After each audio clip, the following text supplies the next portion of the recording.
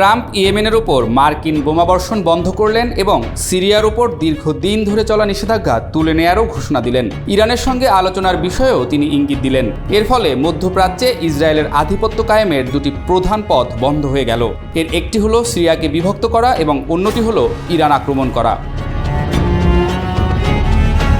কিন্তু ট্রাম্পের এই অবস্থানে ইরান আশ্বস্ত হয়নি, কারণ ইরান বহুবার এরকম মার্কিন প্রতিশ্রুতিতে ধোঁকা খেয়েছে। পারমাণবিক অস্ত্র বিষয়ক আলোচনার সময় তারা বুঝে গেছে হোয়াইট হাউস যা বলে বাস্তবে তা সবসময় হয় না। ট্রাম্প ইরানের উপর থেকে নিষেধাজ্ঞা তোলার কথা বলার পর মার্কিন ট্রেজারি ডিপার্টমেন্টের কর্মকর্তারাও সেই ঘোষণা শুনে চমকে উঠেছিলেন, কারণ নিষেধাজ্ঞা ছিল বহু স্তর বিশিষ্ট ও আইনগত জটিল, যার অনেকগুলো কংগ্রেসের অনুমোদন ছাড়া সরানো সম্ভব নয়। পুরো নিষেধাজ্ঞা তুলে নিতে সময় ও রাজনৈতিক সদিচ্ছা দুটোই দরকার।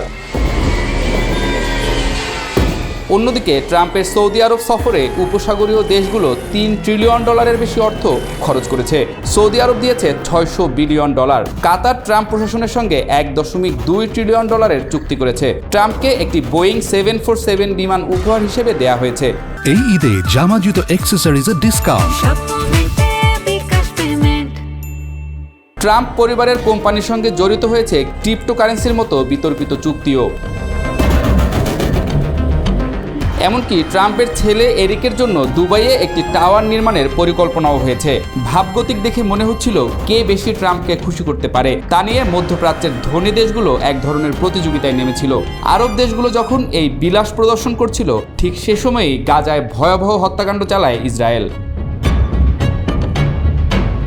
1948 সালের নাকবা বা ফিলিস্তিনিদের জাতিগত উদ্বাস্তু হওয়ার দিন ইসরায়েল যেন যত বেশি সম্ভব ফিলিস্তিনি হত্যা করতে চায়।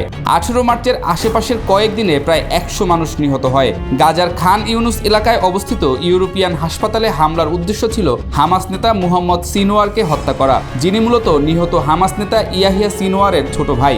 অবশ্য মুহাম্মদ সিনওয়ার নিহত হয়েছেন কিনা তা এখনও নিশ্চিত নয়। এ সময়ই এক বিস্ময়কর তথ্য সামনে আসে। সেটি হলো হামাসের বিদেশি রাজনৈতিক নেতৃত্ব যুক্তরাষ্ট্রের সঙ্গে একটি চুক্তিতে সম্মত হয়েছিল, যাতে যুদ্ধবিরতির সময়সীমা বাড়ানো এবং আরও জিম্মি মুক্তি দেওয়ার কথা বলা হয়েছিল। কিন্তু মুহাম্মদ সিনওয়ার তা প্রত্যাখ্যান করেন, কারণ এতে যুদ্ধ বন্ধের নিশ্চয়তা ছিল না। এখন মনে করা হচ্ছে যদি সিনওয়ার মারা যান তাহলে হামাসের মতো গোপন সংগঠনের জন্য নতুন নেতৃত্ব গড়ে তোলা সহজ নয়। এতে গঠনগতভাবে এক ধরনের স্থবিরতা আসবে। এটি ইসরায়েলের মূল উদ্দেশ্য, কারণ হামাসের নেতৃত্বের কাঠামো ধ্বংস করে দেয়া গেলে ইসরায়েলের পরিকল্পনা বাস্তবায়ন সহজ হবে। তবে বাস্তবতা হলো ইসরায়েলি প্রধানমন্ত্রী নেতানিয়াহুর লক্ষ্য যুদ্ধ থামানো নয়, বরং পুরো গাজাকে ধ্বংস করে ফেলা। 21 লাখ মানুষের মধ্যে যারা বেঁচে আছেন তাদের অনাহারে ও বোমায় মরতে বাধ্য করা, এটাই যেন ইসরায়েলের কৌশল। এই লক্ষ্য এতটাই স্পষ্ট যে জাতিসংঘের মানবিক সহায়তা প্রধান টম ফ্লেচার নিরাপত্তা পরিষদে বলে ফেলেন, আর কত প্রমাণ দরকার? এবার কি আপনি সত্যিই কিছু করবেন গণহত্যা ঠেকাতে?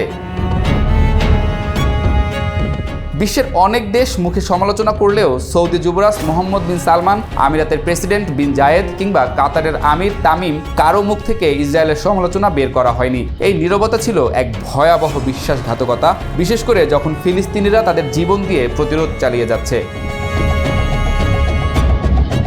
আসলে গাজায় ভিয়েতনাম যুদ্ধের ছায়া দেখা যাচ্ছে। ইসরায়েল দাবি করছে তারা জিতে যাচ্ছে, বাস্তবে গাজায় তারা ভিয়েতনামের মতো এক ভয়াবহ যুদ্ধে আটকা পড়েছে। আমেরিকা যেমন ভিয়েতনামে প্রতিটি যুদ্ধ জিতেছিল কিন্তু পুরো যুদ্ধ হেরে গিয়েছিল, তেমনি ইসরায়েলও মাঠে জয় পেলেও রাজনৈতিকভাবে, নৈতিকভাবে এবং কৌশলগতভাবে হেরে গেছে। ভিয়েতনামে 8 বছরে আমেরিকা 50 লাখ টন বোমা ফেলেছিল। গাজায় ইসরায়েল মাত্র 1 বছরে 1 লাখ টন বোমা ফেলেছে। হিসাব করলে দেখা যায় ভিয়েতনামে প্রতি বর্গ কিলোমিটারে 15 টন বোমা পড়েছে, আর গাজায় পড়েছে 275 টন, অর্থাৎ 18 গুণ বেশি। তারপরও গাজাবাসী এলাকা ছাড়েনি। উত্তর গাজা খালি করতে না পেরে ইসরায়েল এখন দক্ষিণে রাফায় লোকদের পাঠাতে চায়। যাদের পাঠানো হবে তারা আর কখনো ফিরতে পারবে না। নেতানিয়াহু বলছেন হয়তো যুদ্ধবিরতি হবে কিন্তু যুদ্ধ থামবে না। তবে তার স্বাস্থ্যের অবস্থা গুরুতর এবং পরবর্তী প্রধানমন্ত্রী হতে পারেন উগ্রপন্থী নাফতালি বেনেট। ভিয়েতনাম যুদ্ধ থামিয়ে দিয়েছিল দুটি শক্তি, ভিয়েতনামীদের দৃঢ়তা ও মার্কিন জনগণের বিবেক। আজ একই ঘটনা ঘটছে গাজায়। ফিলিস্তিনিরা তাদের ভূমি ছাড়ছে না, তারা মরছে কিন্তু আত্মসমর্পণ করছে না। আর পশ্চিমা বিশ্বে বিশেষ করে তরুণ প্রজন্ম ও বামপন্থীদের মধ্যে ইসরায়েলের বিরোধিতা প্রবল হচ্ছে। এখন আর কেউ ইহুদি বিদ্বেষ বলে সমালোচকদের মুখ বন্ধ করতে পারছে না। অবস্থা দৃষ্টে মনে হচ্ছে ইসরায়েল প্রতিটি যুদ্ধে জিততে পারে, কিন্তু এই যুদ্ধের ক্ষেত্রে মানবতা, ন্যায় বিচার, বিবেক ও ইতিহাসের আদালতে তারা ইতোমধ্যেই হেরে গেছে।